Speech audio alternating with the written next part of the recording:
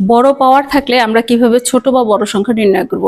যেমন এখানে 2 to the power 350, 350, 3 to the power 150, 5 to the power 100 এবং 4 টু দি পাওয়ার 200। এই সংখ্যাগুলোকে আমরা কিভাবে ছোট বড় নির্ণয় করব বা কিভাবে ছোট করে নিয়ে এসে আমরা সমাধান করতে পারবো? প্রথমেই আমরা যেটা করব সেটা হচ্ছে যে এই প্রত্যেকটা পাওয়ারের গুণনীয়ক আছে এবং সবচেয়ে বড় কোন সংখ্যা দিয়ে প্রত্যেকটা পাওয়ারকে ভাগ করা যায় সেটা আমরা দেখব। যেমন 50 দিয়ে কিন্তু প্রত্যেকটা সংখ্যাকে ভাগ করা যায়।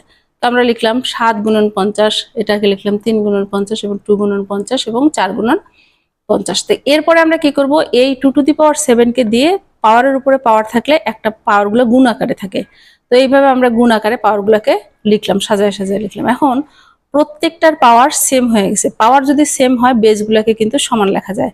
তো আমরা পাওয়ারগুলোকে অটোমেটিক বাদ দিয়ে সংখ্যাগুলোকে শুধু লিখতে পারি। পাওয়ার সেম হলে, পাওয়ার সমান হলে, প্রত্যেকের পাওয়ার যদি সমান হয় তখন বেসগুলো কিন্তু সমান লেখা যায়। তো এই কারণে আমরা প্রত্যেকের পাওয়ার বাদ দিয়ে শুধু সংখ্যাগুলো লিখে নিলাম। তাহলে এখানে থেকে 2 to the power 7, 3 to the power 3, 5 to the power 2 এবং 4 টু দি পাওয়ার 4। তো 4 টু দি পাওয়ার 4 মানে 4 4 16, 4 16 64, 4 64-তে 256। আচ্ছা, 5 টু দি পাওয়ার 5 মানে 25, 3 টু দি পাওয়ার 3 মানে 9, 128, 2 টু দি পাওয়ার 7 মানে 128।